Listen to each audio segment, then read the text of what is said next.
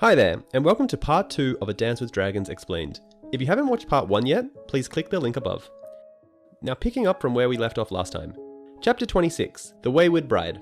Asha is at Deepwood Motte with her men, having fled the Iron Islands after the King's Moot. She receives a letter from Ramsay Bolton at Barrowtown informing her that Moat Caitlin has fallen. Bolton's message is written in the blood of Iron Men and comes with a piece of Theon Greyjoy's skin. As a warning, this message is very different to the pink letter that Ramsay Bolton also supposedly written. Check out Preston Jacobs' theory video on the pink letter mystery. Next, Asha thinks about a previous message from Stannis Baratheon asking for homage.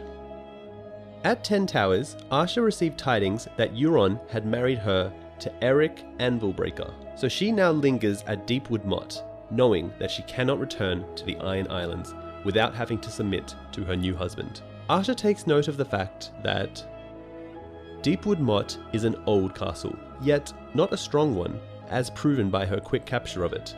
She also tells herself that she will not be captured alive by the Boltons, and will fight to the death in any attempt of capture. She suspects that the next attack will come from the Boltons. Of the 30 longships that set out to capture Deepwood, only 4 remain with her. Asha's followers counsel her to take flight. Asha refuses, stating that she will only fight, not run. Asha and Karl, the maid, have sex on Galbert Glover's bed.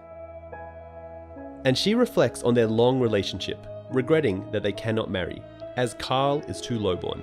During the night, the alarm is raised. It turns out that the 5 Flint men from the mountain clans have tried to scale the wall. Asha's men defeat them quickly.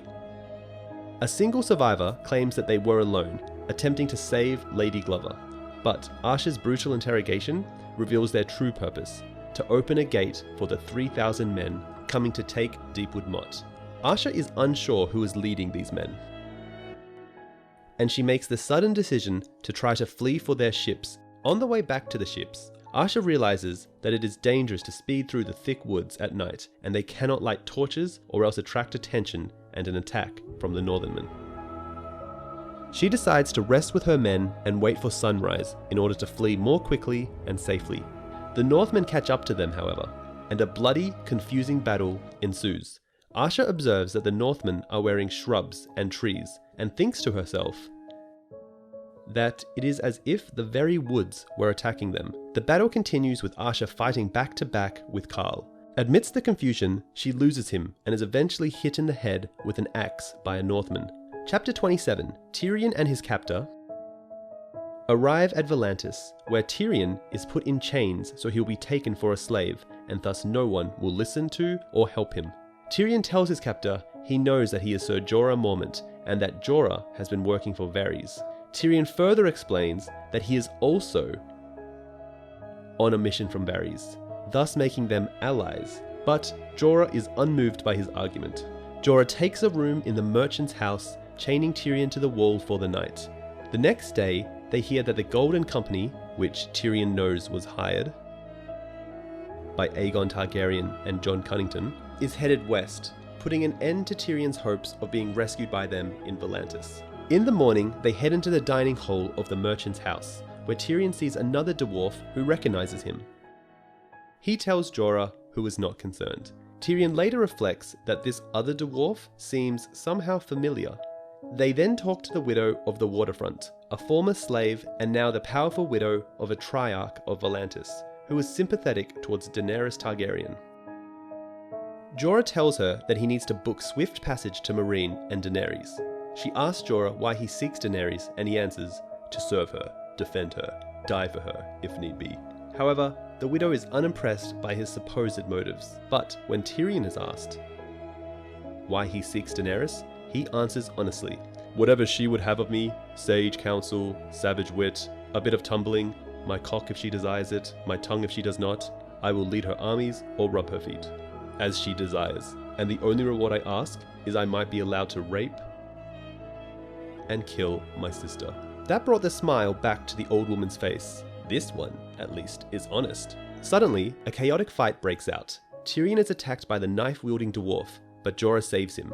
Tyrion realizes this dwarf is a girl, and upon questioning her, they learn that she is Penny, one of the tilting dwarfs from Joffrey's royal wedding.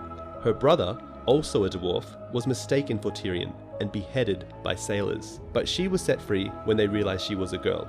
The widow instructs Tyrion to take the Selasori Koran, a trading cog which is destined for Qarth by way of New Gis, but Benero has foretold that it will not reach this destination. She gives him a message to deliver to Daenerys from the slaves of Atlantis. Tell her we are waiting. Tell her to come soon. Chapter 28 has Jon send Alliser Thorne out with Tywin and one other man to range beyond the wall.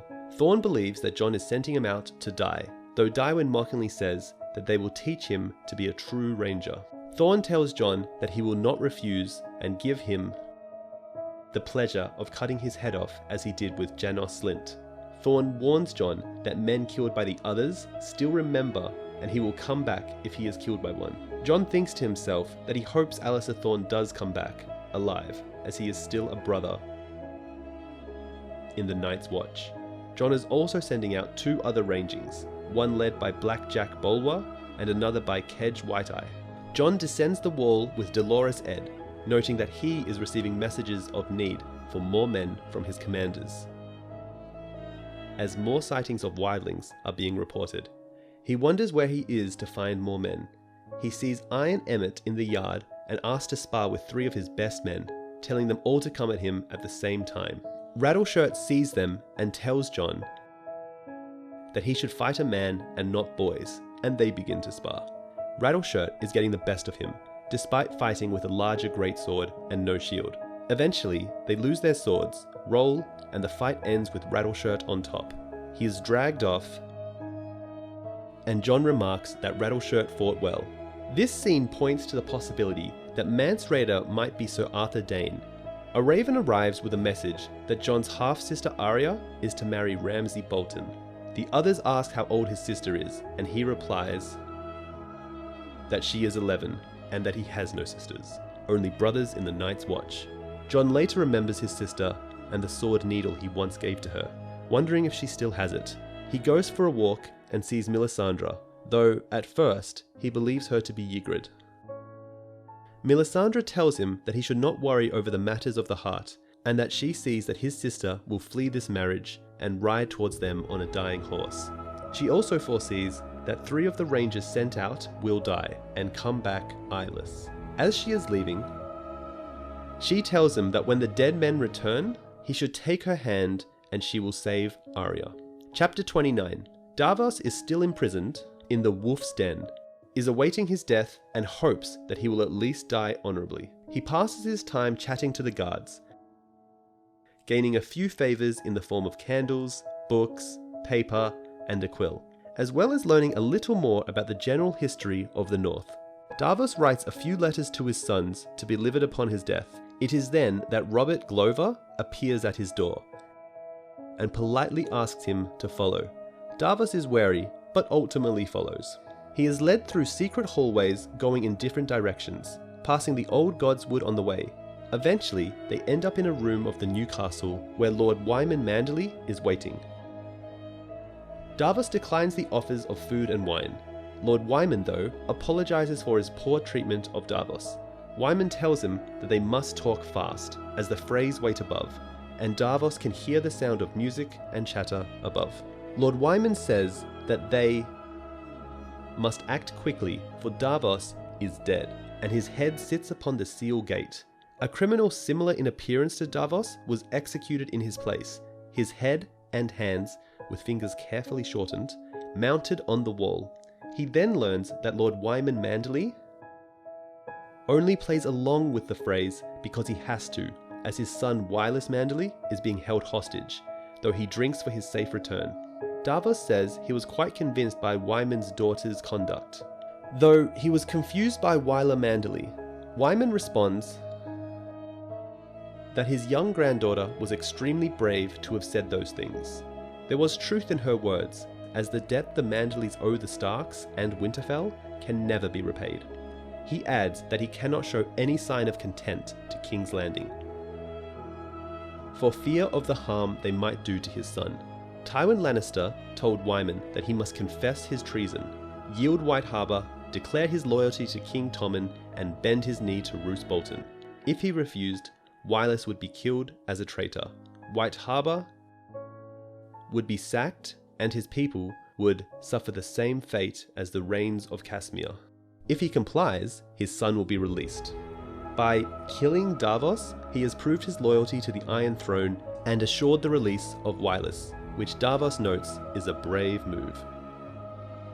Wyman adds that he has been unable to send Stannis more information in his letters because the Freys infest his court looking for any sign of treachery, and his maester Theomore is a distant cousin to the Lannisters, so Manderley does not trust him. Manderley goes on to add his rage at his son Wendell Manderley's death at the hands of the Freys, calling it murder, and the Frasers claim fables. He tells Davos that the North remembers and his son is home, meaning that his act for the Freys is almost over as well. He then summons Theon's mute squire, Wex, who survived the sack of Winterfell. Davos is told by Robert that Theon was captured at Winterfell and is currently being flayed by the Boltons. He adds that all the women were also captured and marched away. Davos listens to the horrible things that Ramsay Bolton does to the captured women, sending them naked into the woods with half a day's head start before hunting them down with his dogs. Every so often, according to Manderley, some wench lives to tell the tale.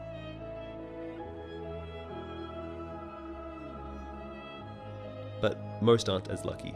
If caught, they are raped, flayed, and their corpses fed to his dogs, while their skins adorn the Dreadfort. If he considered them good sport, he slits their throats before he flays them. Otherwise, it is the other way around. Robert tells Davos that the evil is in Ramsay's blood, sired from rape. Wyman adds that the Freys are no better than Ramsay. He tells Davos about the mighty fleet he has built up, which Davos saw when he entered the port. Wyman states all of the lands east of the White Knife will be pledged to Stannis Baratheon if Davos meets his one price. He says he does not need a king, but a smuggler.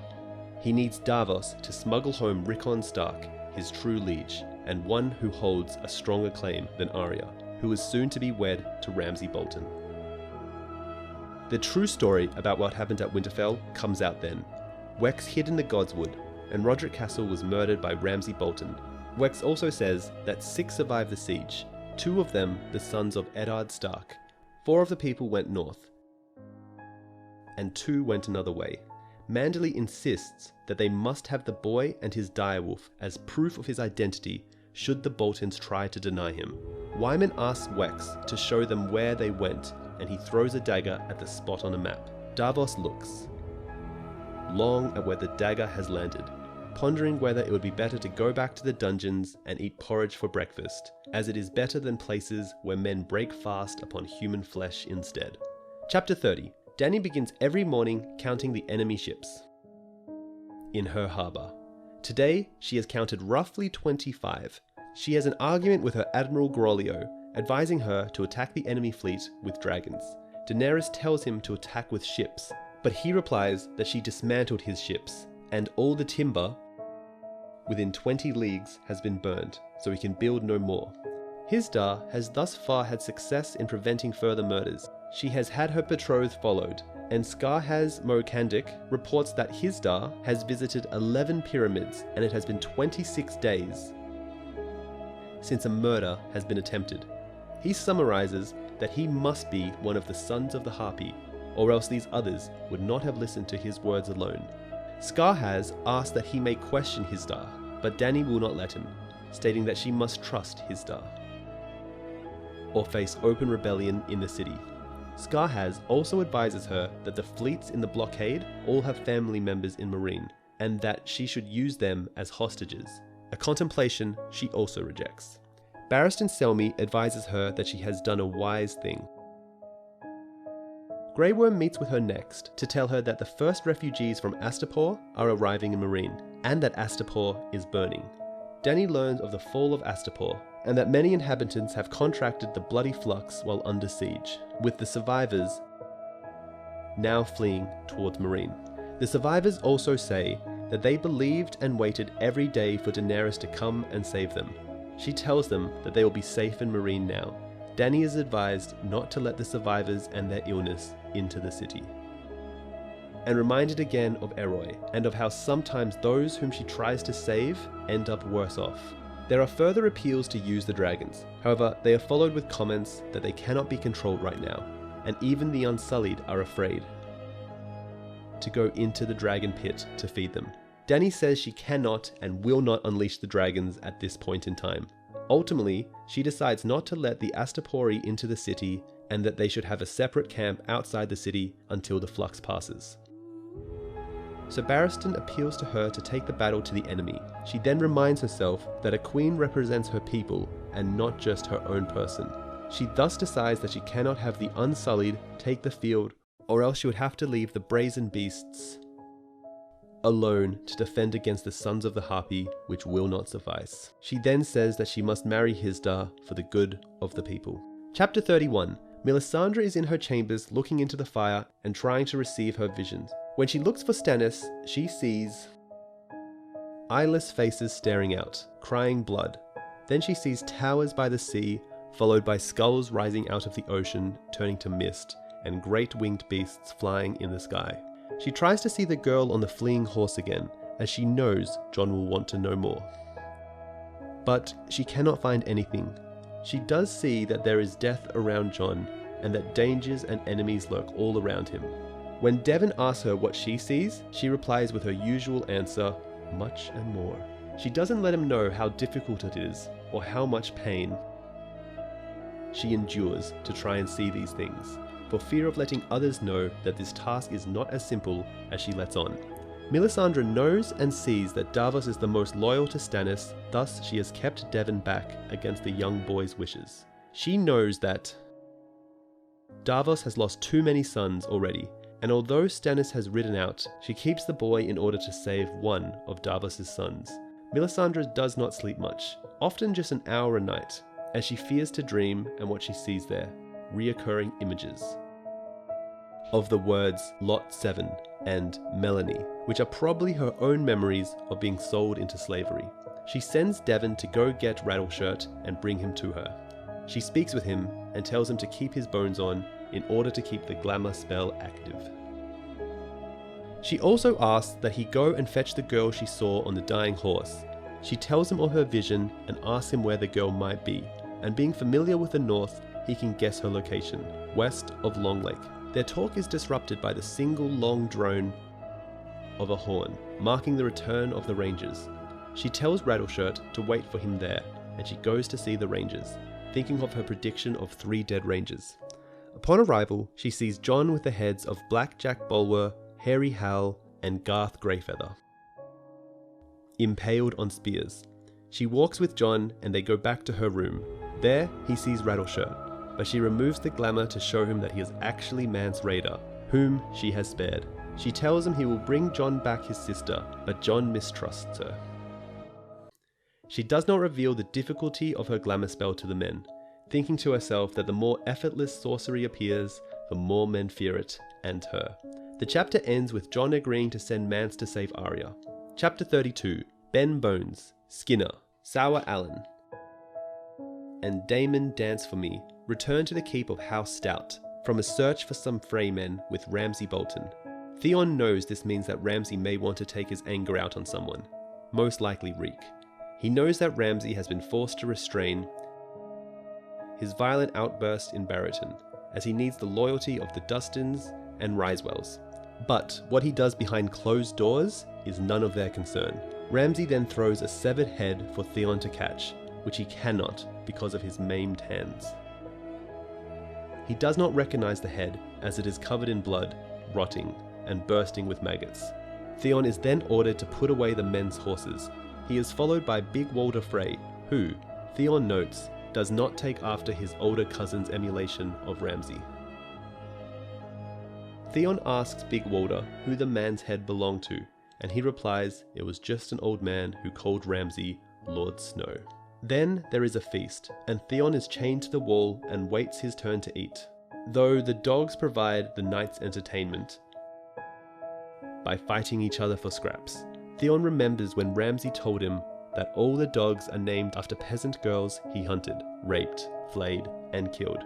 He notes the next litter will likely include a Kyra.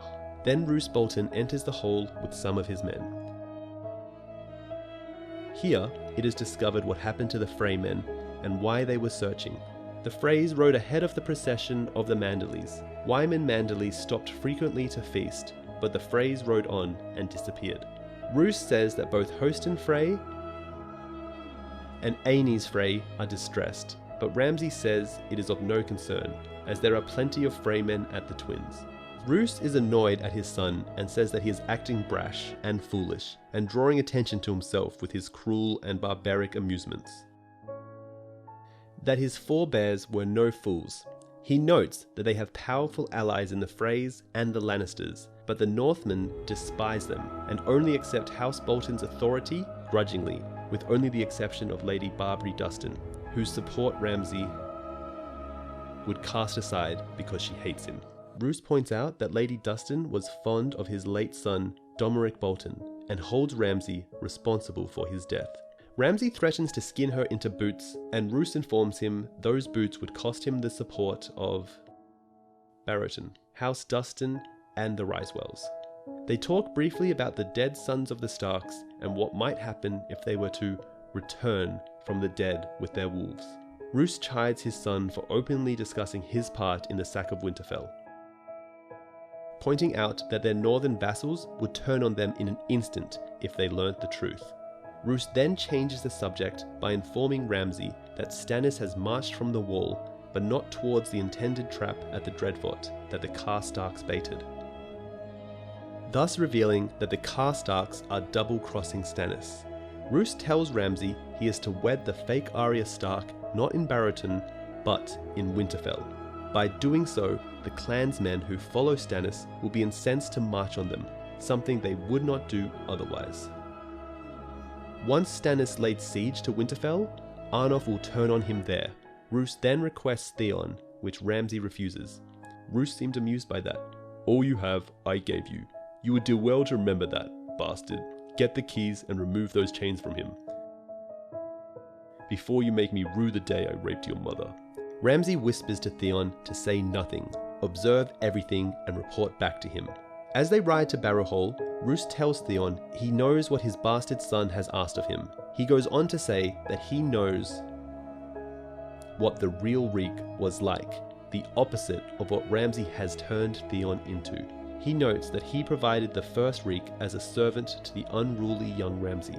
He had intended it to be a cruel joke, but is now uncertain whether Reek corrupted Ramsay or the other way around. Ramsay was the child of a rape, one that Roose is not pleased of.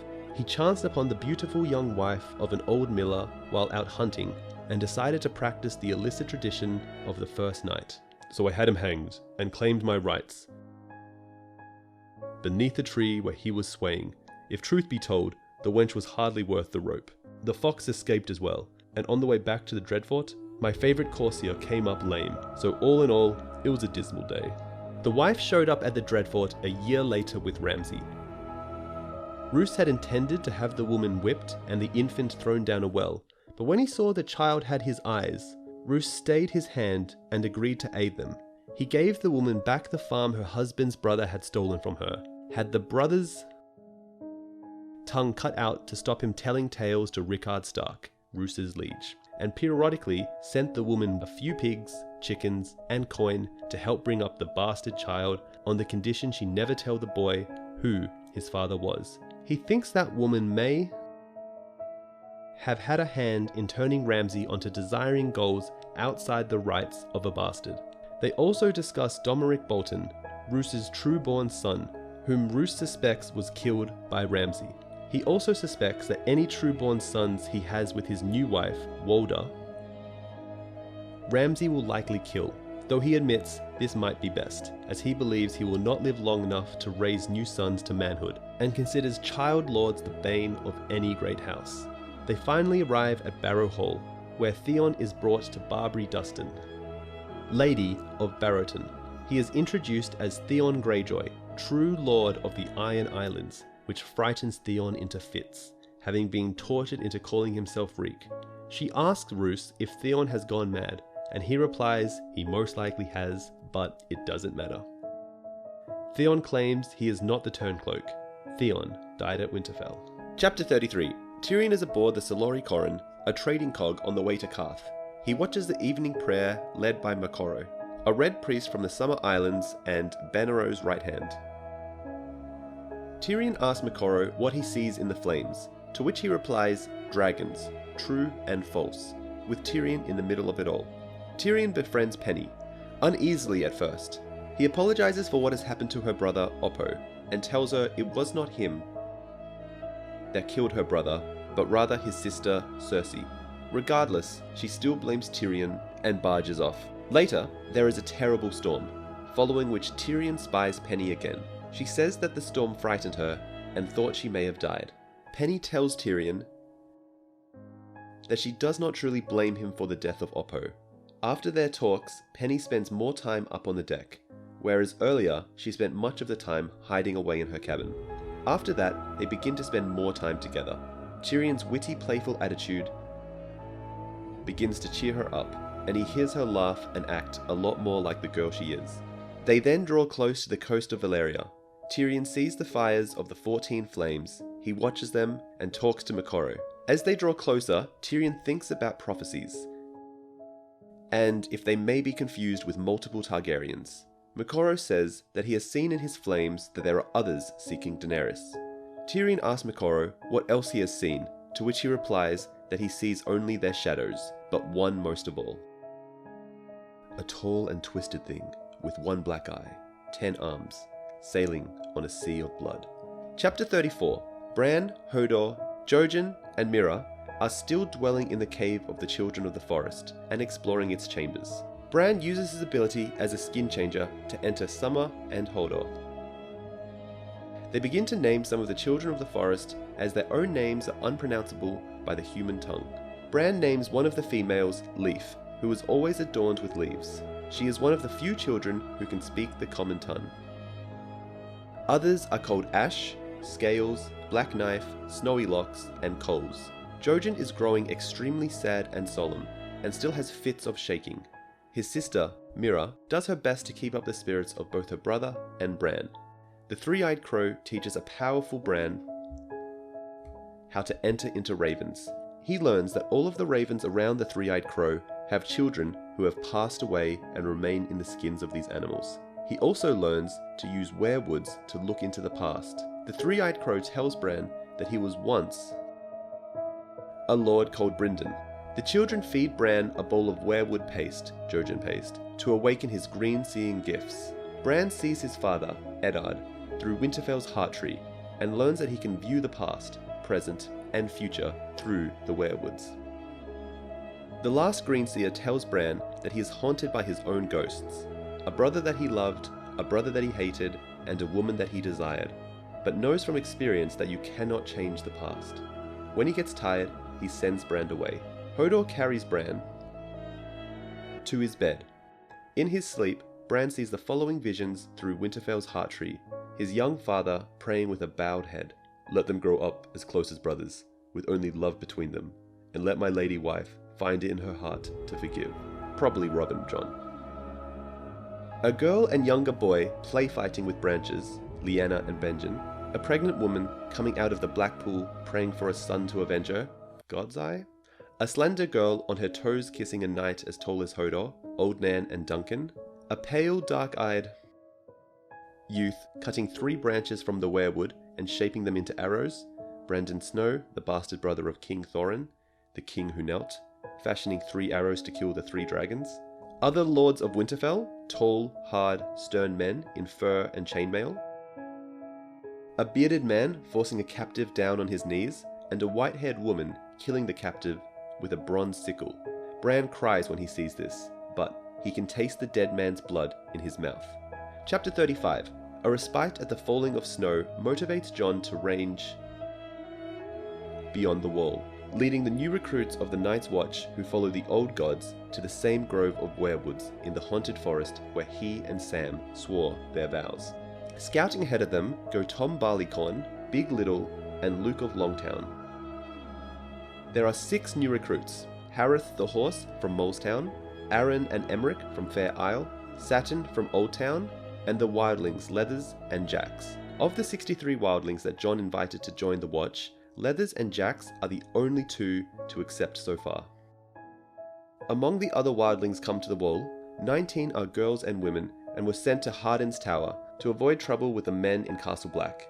Their presence makes the men uneasy, and there has already been an incident. The Spearwives know how to defend themselves and their girls, and 3 men had to be locked in ice cells. John means to garrison Deep Lake, Sable Hall, and Long Barrow with wildlings under command of officers of the Night's Watch, and to choose an almost completely female contingent for Long Barrow in order to avoid future harassment. Iron Emmett and Dolores Ed will be Long Barrow's commander and chief steward. Other wildlings are also a cause of tension and incidents with the Brothers of the Night's Watch, most noticeably Halleck and his followers. John is also worried that the Thens may blame him for the death of Styr. Tom Barleycorn finds a small group of wildlings, including a child and his mother, a Then, a Hornfoot, and a giant in the Werewood Grove. With the advantage of surprise and an effort at diplomacy from Leathers, they succeed in avoiding a fight, and even convince the survivors to return to Castle Black with them. The recruits swear their vows in the presence of the wildlings, as he hears the verse about guarding the realms of men. John realizes that his duties involve protecting the wildlings as well as any other men. They return to Castle Black, bringing the 2 wildling corpses they found with them. John consigns the corpses to the ice cells and receives a letter from Stannis, learning that he has succeeded at taking Deepwood Motte and received support from various northern clans and houses along the way, including survivors from the battle at Winterfell. His troops now number 5,000 and growing. Stannis has also learned that Ramsay Bolton means to marry Arya in Winterfell and promises John to save her if he can. Stannis means to have the help of Arnulf Karstark and Mors Umber at his attempt to conquer Winterfell. John wonders if Arya could have escaped without Stannis' help, as predicted by Melisandre. He also wonders if Roose Bolton could be lying about having Arya in order to bait Stannis, and thinks about Mance Rayder and the 6 Spearwives who went with him to rescue Arya. Chapter 36. Daenerys visits the thousands of Astapori camped outside Meereen. She finds them sick and dying of the bloody flux, and walks among them with her blood riders. She doesn't fear catching the bloody flux, because she thinks the blood of the dragon does not get sick. She sends Aggo back to Meereen to fetch Grey Worm, and 50 Unsullied to help wash and feed the living and burn the dead. Grey Worm asks for permission to allow some Unsullied to bathe in the sea to be purified by their goddess. This sanitizing ironically protects them from the disease. Daenerys returns to her pyramid in Meereen, where Irri and Jiqui are arguing about Rakaro. She takes a much-needed bath and dons a toga to dine with Hisdor Zolorik.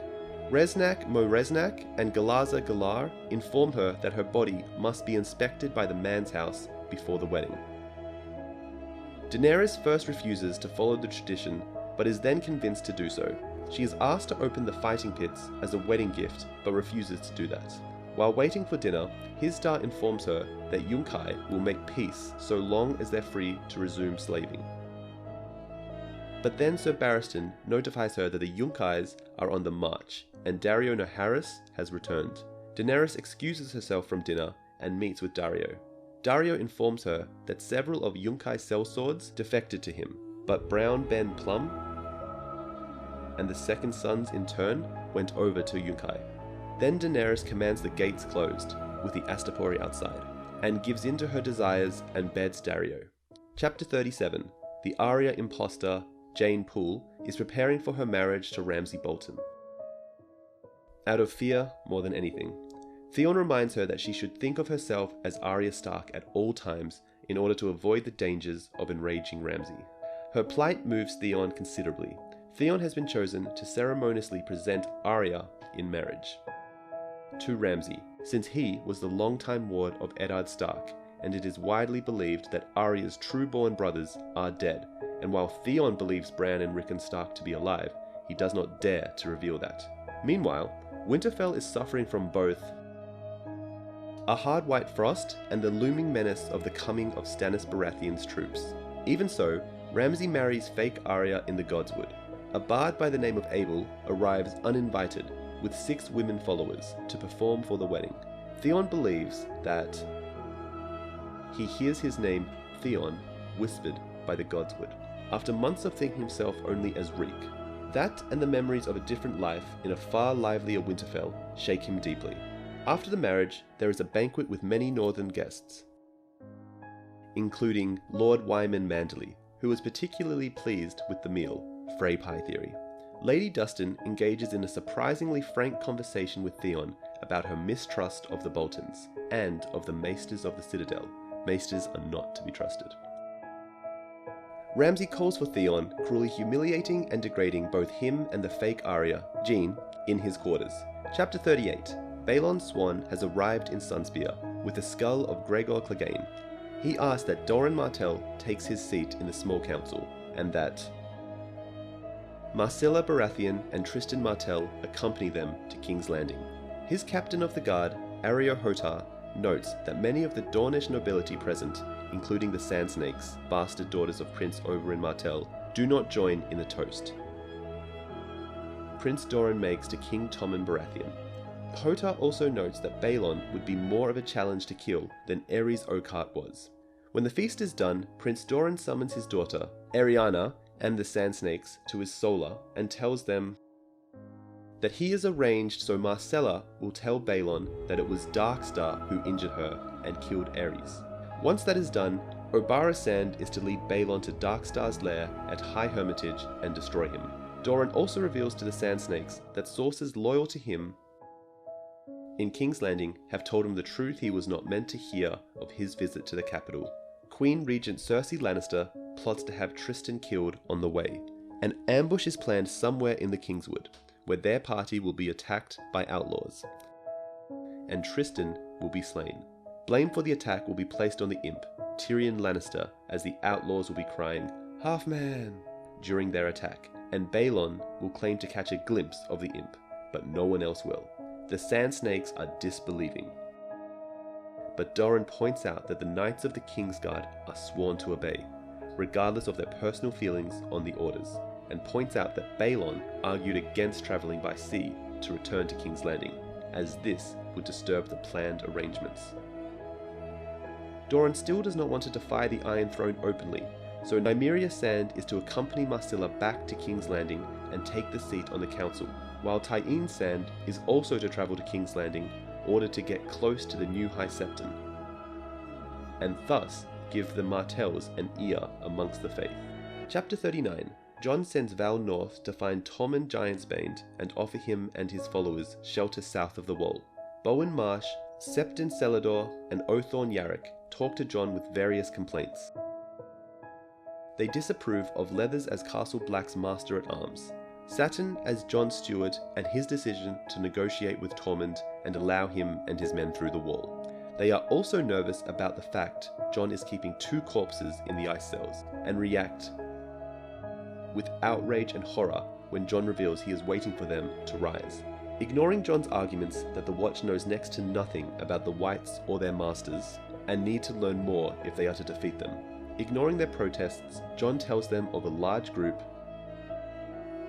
of wildlings making for Hardhome at the east coast north of the Wall, following the witch Mother Mole, who claims they will find ships there to bring them across the narrow sea. Jon fears they will die there, but gets only indifference from the others at the prospect of thousands of dead wildlings. Jon finally loses patience, angrily asking if they don't realize the truth or are just ignoring it. Jon points out that if they do nothing, the wildlings at Hardhome will die in their thousands, and when they are dead, in time, they will rise up again with blue eyes and cold hands, and the others will have thousands of more whites under their control to attack the Wall. Chapter 40. Still on board the Solori Corraine, Tyrion jousts on Penny's pretty pig for the amusement of the crew in hopes of sweetening their mood, while the ship has been floating becalmed in the Gulf of Grief.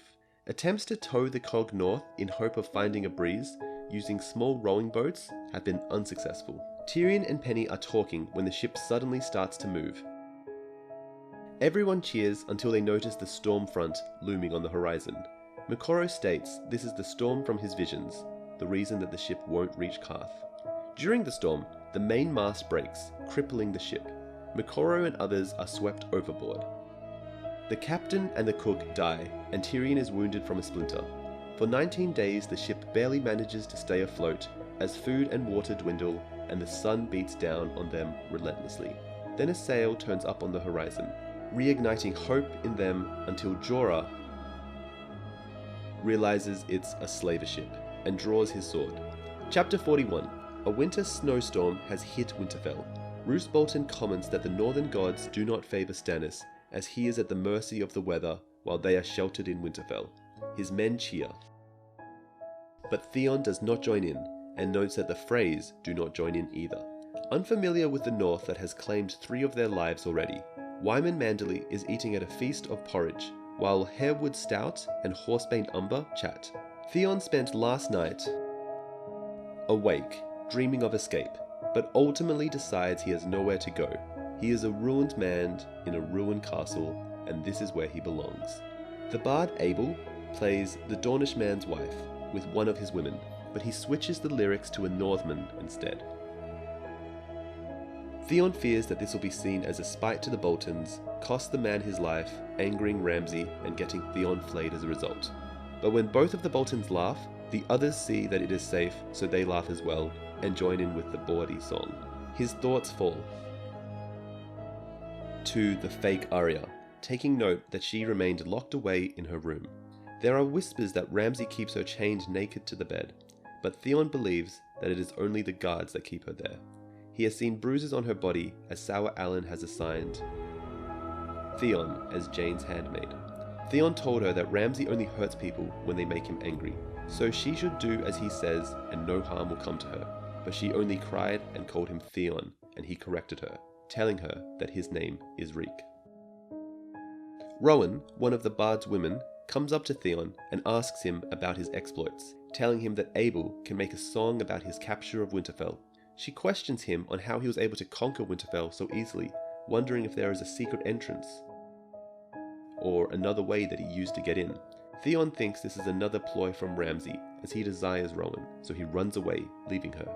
Outside there is a snowball fight between boys from the Rills and Barrowtown, while squires build snowmen along the battlements. Theon observes that a new stable has been built, twice as large as the one that was burnt down. He wanders through the castle and passes Rickard Risewell, cuddling one of Abel's women. He observes that they have few provisions to last the winter in the keep, but thinks that Stannis is in the same situation. He eventually arrives at the weirwood, kneeling before the heart tree. There, he apologizes for something, and asks for something that he is unsure of. Strength? He hears someone crying and leaves, thinking that there are ghosts in Winterfell, and he is one of them. Theon returns and sees that to command the snowmen, the squires have built 12 snowy lords, including one resembling Wyman Manderley, Harwood Stout, Barbary Dustin, and Horsebane Umber. Lady Dustin asks him if he can show her the way to the crypts, as she cannot access them from the dungeons. As her men dig through the snow, Lady Dustin asks Theon to convince Ramsay to treat Arya better. The Northmen love the Starks and hate the Boltons, remaining loyal only out of fear. The tears of Arya Stark will upset them, and do Roose and Ramsay more harm than anything Stannis could do. Inside the crypts, they find some of the dead king's swords are missing, a bad omen, Theon thinks, as the swords are said to protect the crypt and keep the spirits of the dead from wandering. Dustin asks Theon why he loves the Starks, and Theon reluctantly explains he always wanted to be one, but never could.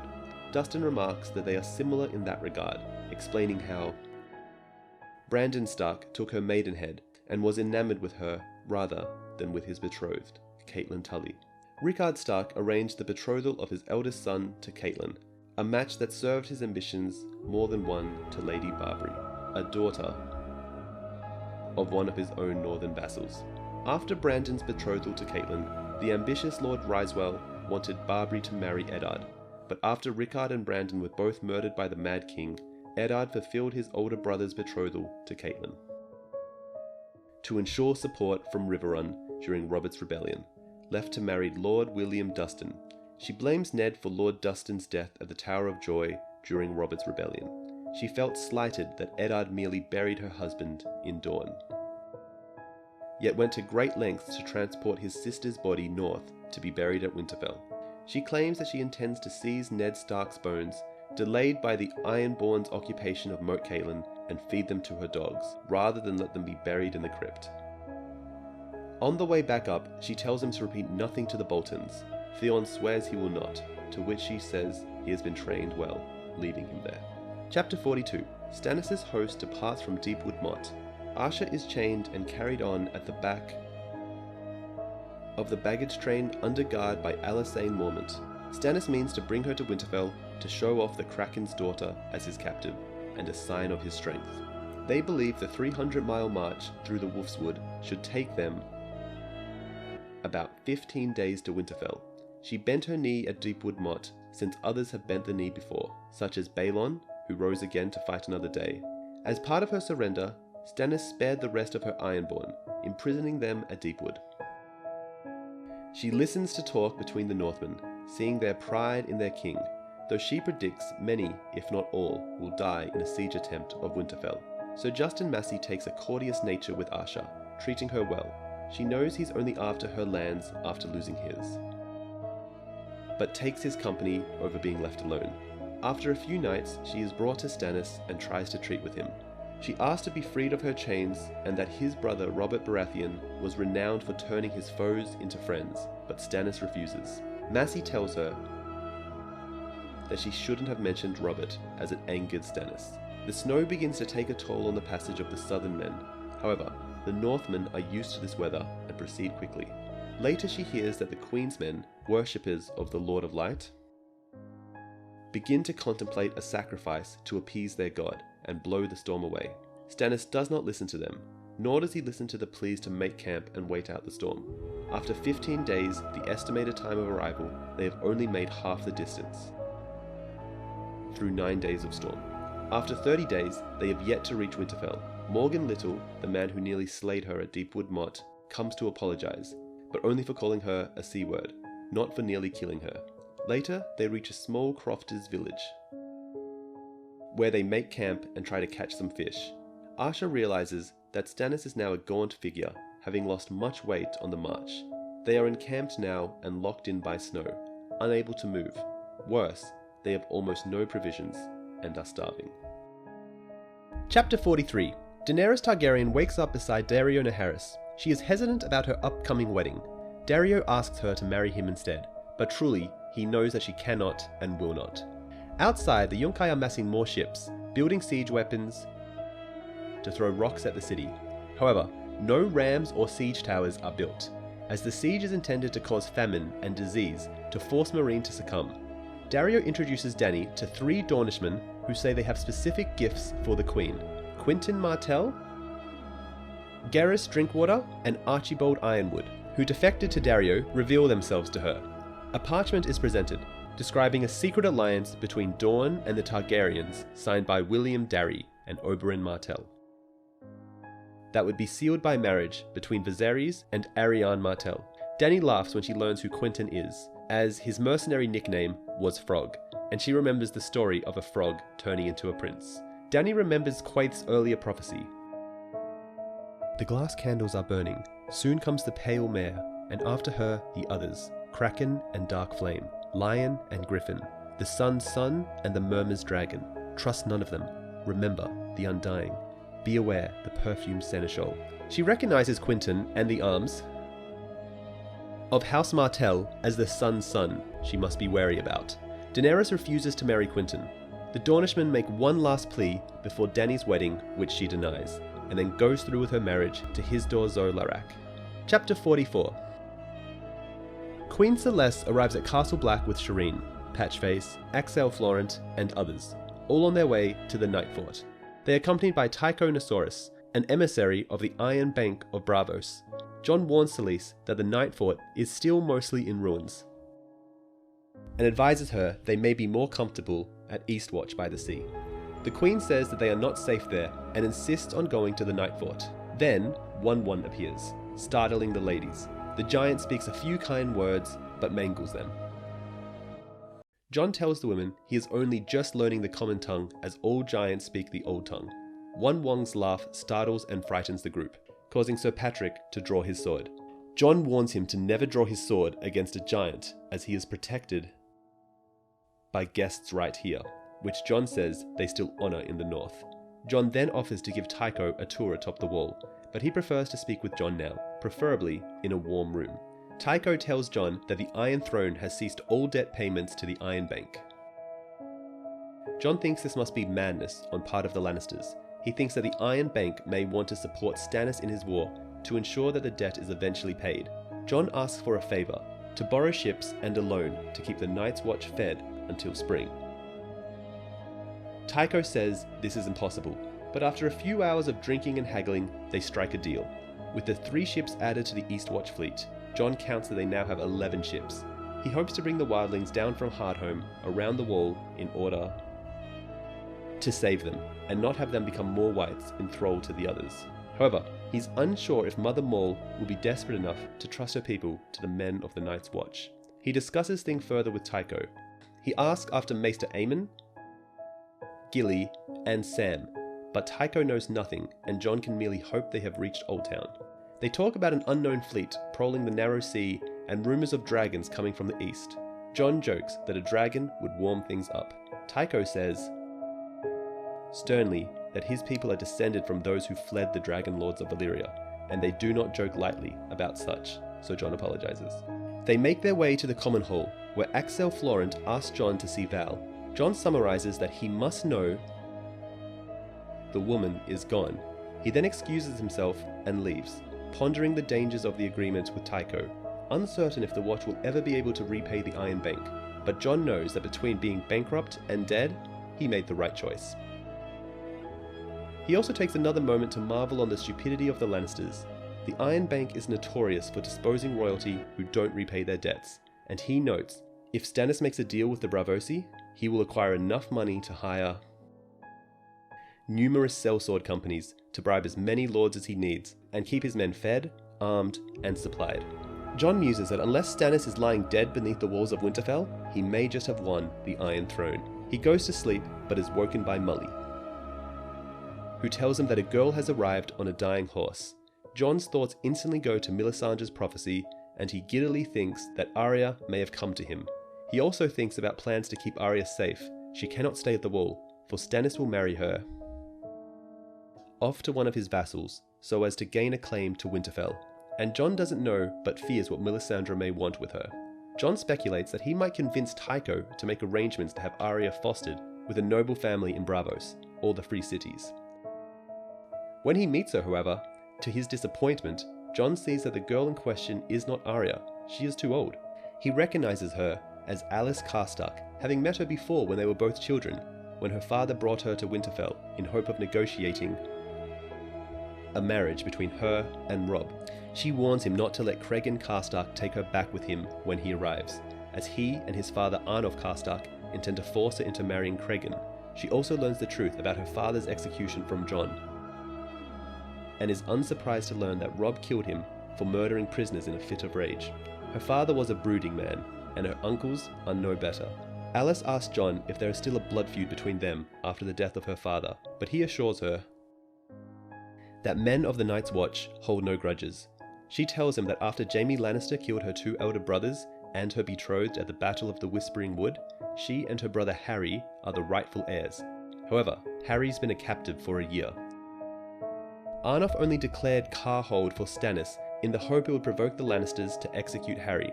If that happened, Alice would be heir to Carhold, at which point Cregan would marry her, get a child from her, and then get rid of her.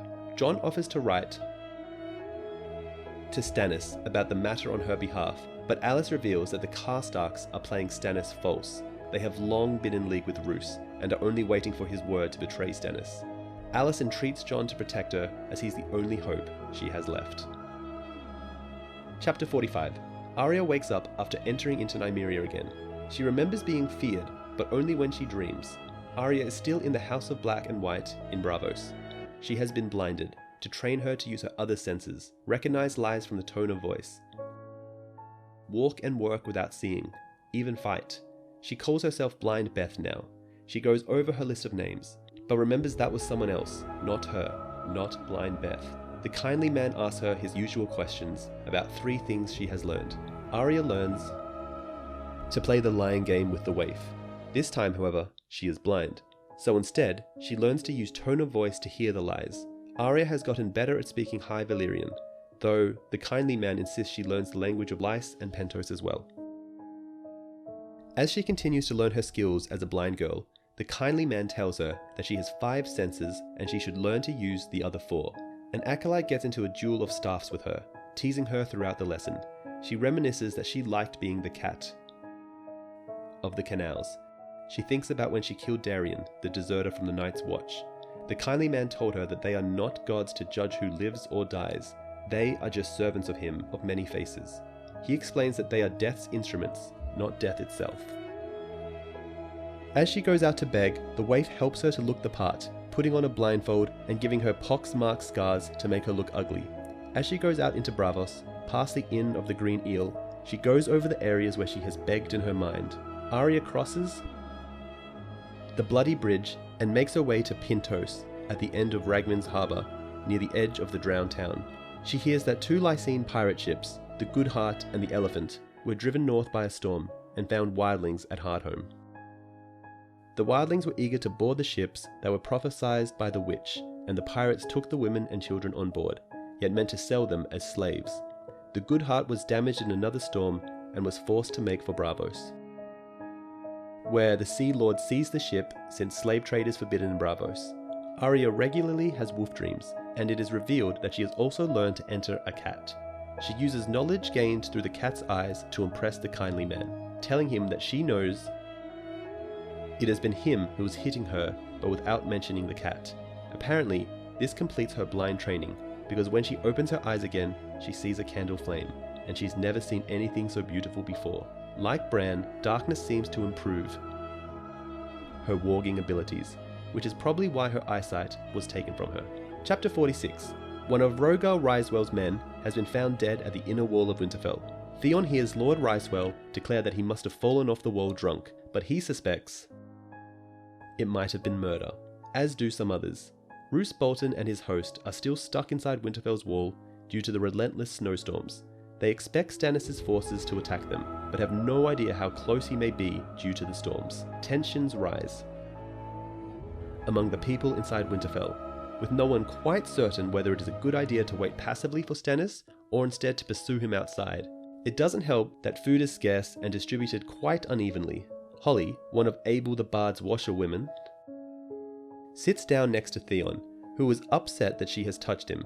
She asks him about the crypts, and a mistrusting Theon comes to the conclusion that she, Abel, and the other women want out of Winterfell. Theon sympathizes, but he fears the wrath of Ramsay and prefers not to get involved. The next morning, Aenys Frey's squire is found dead and naked outside in the snow. Later on that day, another man, a crossbowman sworn to House Flint, is found dead with a crushed skull, presumably from a horse kick. Thus, the suspicions and tensions keep growing to the point that open quarrelling happens among the host's lords inside the Great Hall. Some are tired of waiting for Stannis and want to attack him. A fight nearly breaks out as Hostine and Aenys Frey blame Wyman for the deaths of their 3 kin, Rhaegar, Jared, and Symond. It almost comes to a duel before Rhaegar Ryswell and Barbary Dustin calm them down, though Roose does nothing throughout the near altercation, and Theon sees something new in Roose's eyes. For the first time, a hint of fear. Soon, the newly rebuilt stable collapses, killing 2 men and 26 horses. Roose Bolton gives orders for the surviving horses to be brought inside Winterfell. A more suspicious death is discovered, that of Yellowdick. His namesake is stuffed in his mouth so hard that 3 teeth have been broken. This death is taken more seriously, as it cannot be confused with an accident, and he's also one of Ramsay Bolton's bastard boys. Theon considers that a hooded man whom he meets may be responsible for the murder. Theon is later ushered to see Roose by Steelshanks Walton.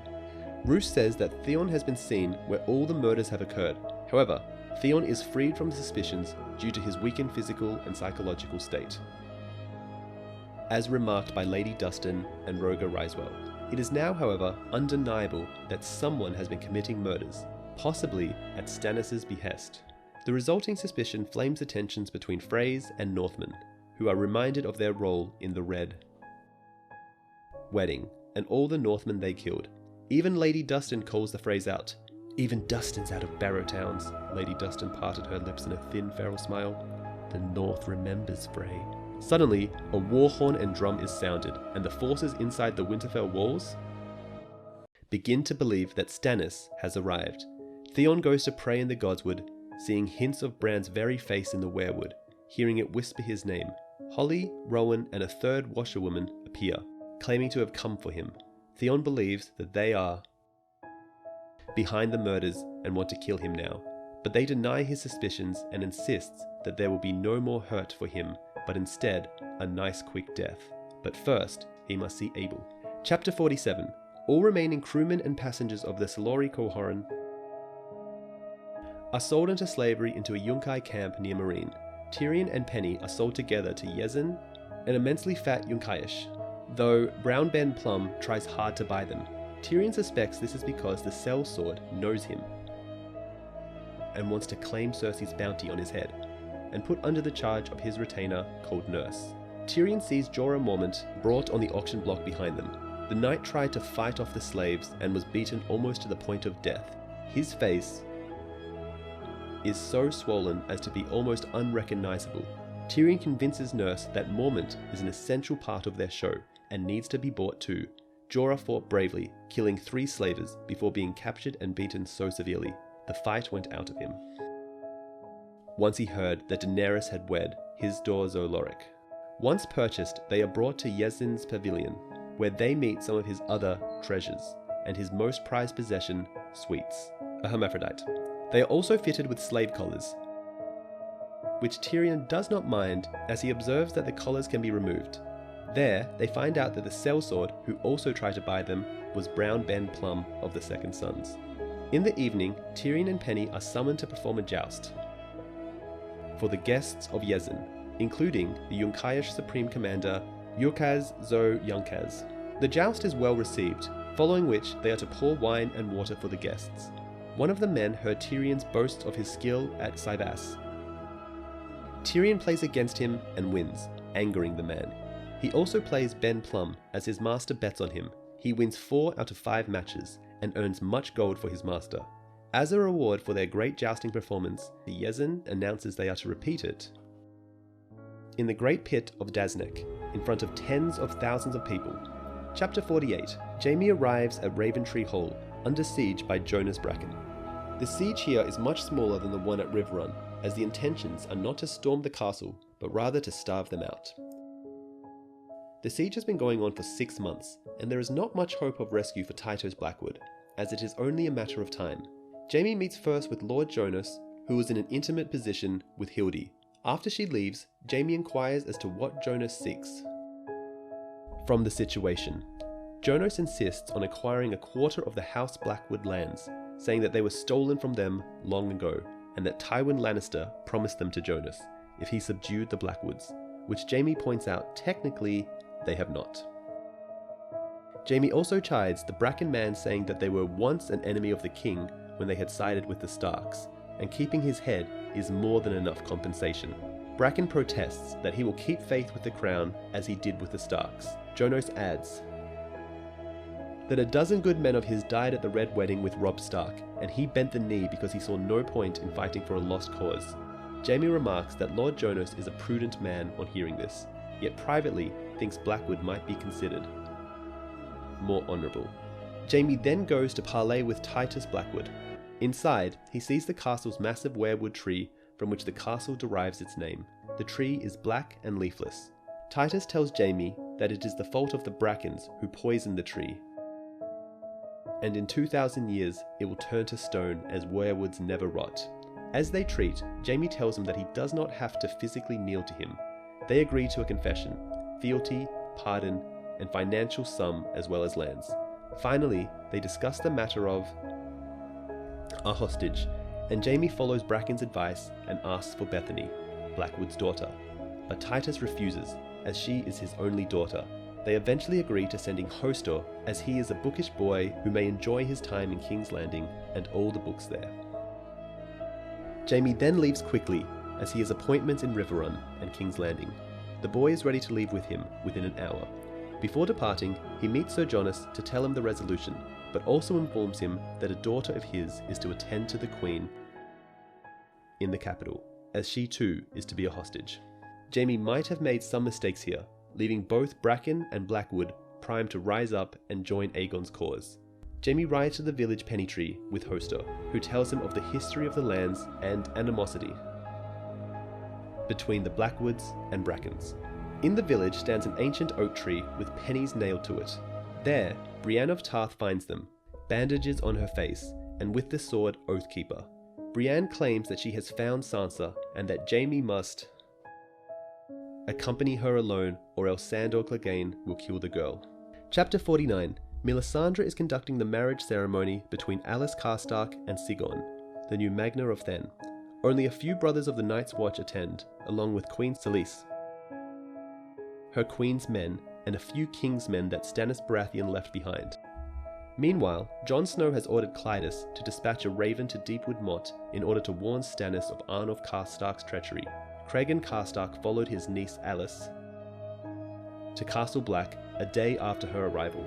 Jon met him before he could reach the fortress and imprisoned Cregan and his men in the ice cells at the wall, knowing that Stannis will execute Cregan when he learns of the betrayal.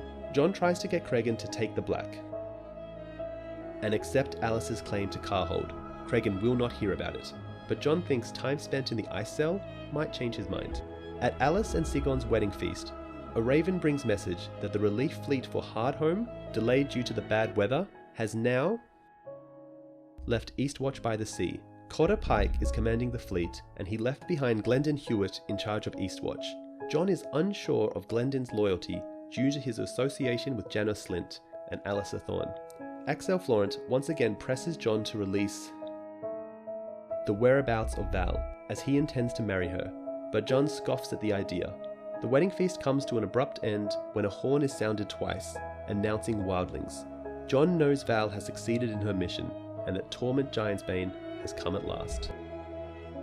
Chapter 50. Hisdar holds a feast in Meereen with the Yunkai lords and sellsword captains in attendance, to sign the peace and celebrate the imminent reopening of the fighting pits. However, the Yunkai and its allies are still besieging Meereen. Just as in Meereen, the bloody flux has been affecting the Yunkai troops as well. Dany is upset that the Yunkai are holding a slave market just outside the city, but Hisdar tells her it's only a matter of time and to let them have their show and they will have their peace.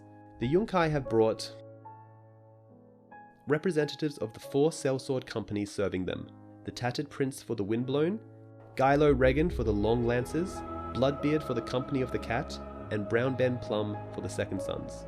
Dany is relieved by Dario's absence, since she knows that he would be furious with Plum. An exchange of 7 hostages has been arranged in order to ensure a measure of peace during the ceremonies. Dany's 7 hostages include Hisdar's sister, 2 of his cousins, her blood rider Jogo, her Admiral Grolio, her unsullied Captain Hero, and Dario Naharis. Scarhaz Mokandik, the Shave Pate, is absent as well, having been replaced as commander of the Brazen Beasts by Hisdar's cousin, Margot Zorlaric. Were he not a hostage, Dario might be causing trouble. He is unhappy about Dany's wedding to Hisdar, and he got furious when Quentyn Martell revealed that his group of Westerosi Windblowns had been ordered to defect to Meereen. Dario nearly slew them all in his rage, but Grey Worm intervened and stopped him, choosing instead to imprison the group of Windblowns. Brown Ben comes up to her and explains his defection, saying that it is natural for sellswords to change sides if they believe that it will improve their odds of survival. He claims the Second Sons were troubled when they learned that Daenerys could not use her dragons to help fight the Yunkai forces. After he leaves, she asks Sir Barristan Selmy his opinion, as he was hiding and listening as always. He advises her that Brown Plum is quite truthful, and confirms that it is not wise to place trust in a sellsword. Seeking ways to make up for the loss of the Second Sons, Dany asks Barristan about the possibility of finding a rival leader in the group that might want to remove Brown Ben Plum. Barristan thinks it's possible, but doesn't know for certain. She then mentions the other 3 mercenary companies, prompting Barristan to offer to arrange a meeting with Gylo Regan, or the Tattered Prince if she wants so. Dani says that this is not the time or the place, as there are too many watchful eyes about. Barristan admits that he is not the best man for such work, and that back in Westeros it would have been Littlefinger, or the Spider, to have done this kind of work. Dani's mind turns back to the captured Westerosi turncloaks. She realizes that by freeing one of the Windblows, she might establish negotiations with their leader, the Tattered Prince, and perhaps sway them to her cause. She first suggests and later commands Sir Barristan to send back the women Merys as a gesture of her regard, knowing their captain will get the message. She wants to contact the Long Lancers and the Company of the Cat as well. Barristan advises against dealing with Bloodbeard of the Company of the Cat. He says that he reminds him of the Ninepenny Kings, that he is much too greedy and much too dishonourable to be an asset. Daenerys feels that such men might be the easiest to sway, but decides to trust his counsel on this matter. She then summons Quentyn to speak further, at Barristan's suggestion. He still believes that the Dornish envoys are their best option for returning to Westeros, though Dani will not abandon her city. She speaks with him and brings him to the Dragon Pit to see her children. She introduces Quentyn to Viserion and Rhaegal, telling him Drogon is away hunting, and that she is a dragon as well. Dani gives Quentyn another piece of advice to leave Meereen, saying that he is not safe here, that men like Dario and Hizdahr could see him as a threat and eliminate him. He boldly, perhaps foolishly, declines. Dani then retires to bed, where Hizdahr is waiting for her, drunk and lustful. She allows him to have his way with her before he passes out. Missandei comes in and hears the queen is unhappy and comforts her, talking of her home, Nath. Eventually Daenerys falls asleep, though she dreads the morrow, when the fighting pits will reopen and blood will be spilt. And that's it for A Dance with Dragon Part 2. In the next video, we'll continue from chapters 51 to 72. But in the meantime, check out our playlist on every chapter of A Song of Ice and Fire Explained. Also, when you get the chance, try out Fantasy Flights, a Game of Thrones board game, digital edition.